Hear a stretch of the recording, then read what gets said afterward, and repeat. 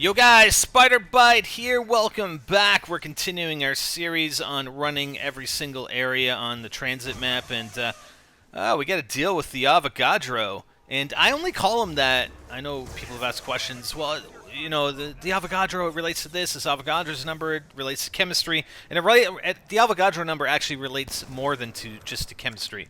It relates to other things as well if you do a bit more research. But the term Avogadro came up when I covered some leaked trophies and achievements for Black Ops 2 way back when, like months and months ago. There was a leaked list of trophies, and Avogadro was named in the trophy. I think it was the one where it's kill him before he attacks you or something like that. It was called the Avogadro, kill him before, or kill the Avogadro before he attacks you or something like that. That was the old trophy description, and that name sort of stuck. And I still think they meant for it to apply possibly, because the rest of those trophies and achievements were pretty much bang on, except for that one. But anyways, we're running Nacht der Untoten here, and this can be found in between the farm and the power station.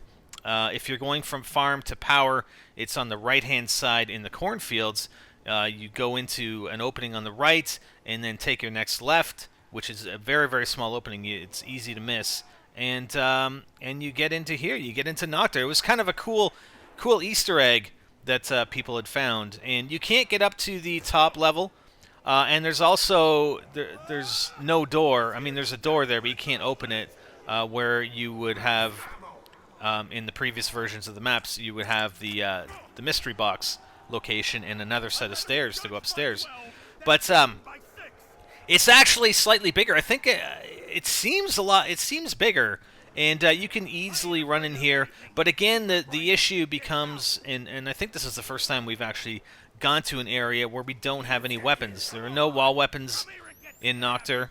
We got insta-kill. I was actually trying for to get grenade kills, because supposedly people are talking about PhD Flopper being in the game, 200 grenade frag kills or whatever in a game, but that has not been confirmed. I've seen absolutely zero proof of that. Oh yeah, direct kill with the impact kill with the Semtex. So, and the difference that we're seeing here also is that we're not running this solo. We're running it with other players. All the other areas, you can run this solo. Every single area is going to be more difficult running solo versus running it co-op when your other co-op players are in other locations. It just thins out the zombies. There aren't as many zombies that actually spawn in the map.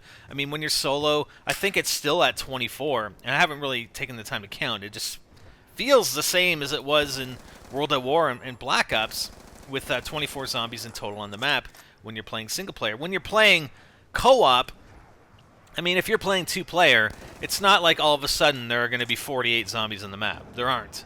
Okay, so you've effectively cut down the number of zombies that are going to spawn in across two players.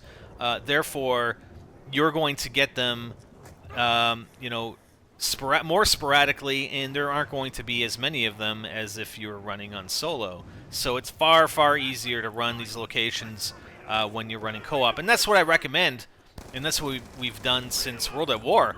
But especially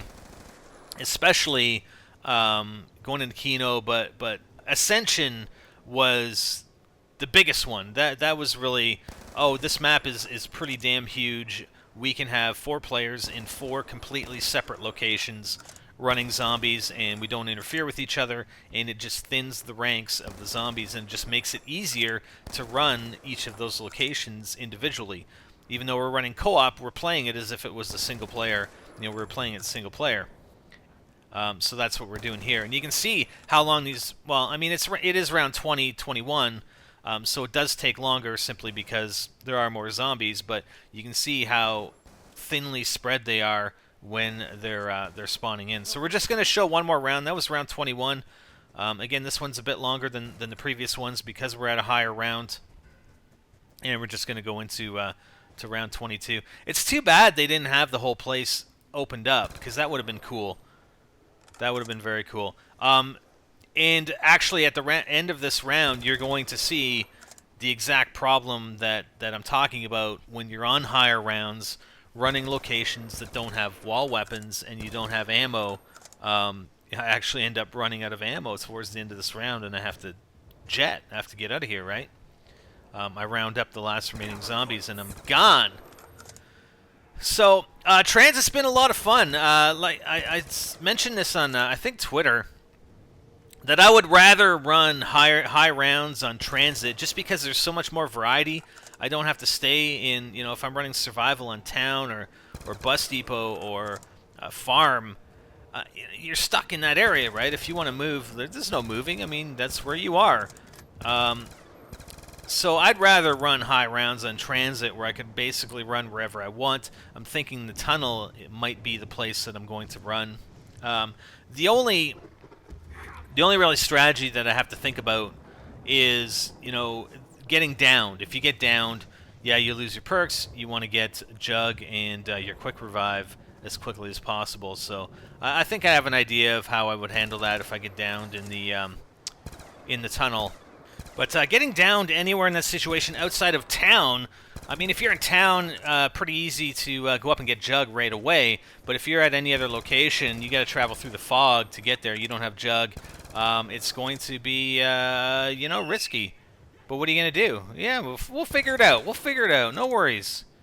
We're not going to get downed anyway. We're going to go to, what? How far did I make it on Ascension without getting downed? Yeah, we're going to do that. We're just not going to go down at all. How about that? That's the strategy right there. That's the one. That's the ticket that we're going to follow. Man, don't even get down. Then you don't have to deal with it. Carpenter! I like Richtofen. It's more fun playing on Transit. Just because the characters actually stay stuff, although... See? Samuel says, you pay the bills. At least we'll have... Oh, yeah, I've got noob tubes in this thing, too. Sweet. Samuel says, pay the bills. You don't get that in survival, man. I don't know why they took that out.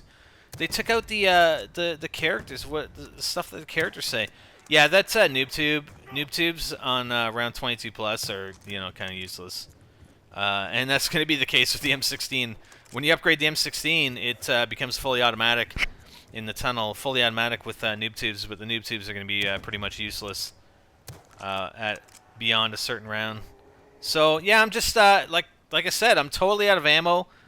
I have nothing on the Strain 25.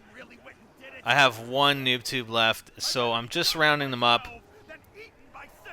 I'm letting I think I'm playing with Axel and Hyper here. I'm letting those guys know that I'm going to be making a run at some point, because once I get too far away from these zombies, they're actually going to spawn in other locations, so they should see some more zombies coming in. But very, very, very easy to round them up anyway.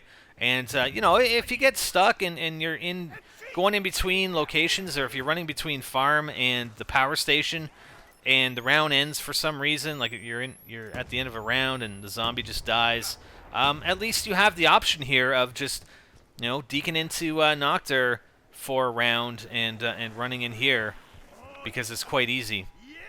And then, at the end of the next round, save a zombie and then go to wherever it is you were going at the time. But, yeah, this is pretty much it. I mean, I think Treyarch did try to make it a little more difficult by keeping more zombies that don't run. Because, I think around 25 plus on Black Ops, every single zombie was traveling at exactly the same speed. So I think Treyarch has actually tried to remedy that by creating, some zombies that would continue walking more slowly. Maybe that was their way of trying to make it more difficult, but it's still pretty damn easy to deal with. I mean, they just tend to stay in the middle, and you have a ring of zombies that chase you around an outer ring, but those zombies are still always in the middle. But anyways, that was it. That was running circles and surviving on Nacht der Untoten in Transit Zombies. Hope you guys enjoyed, and let me know how you make out. I'm Spider, and I'm out.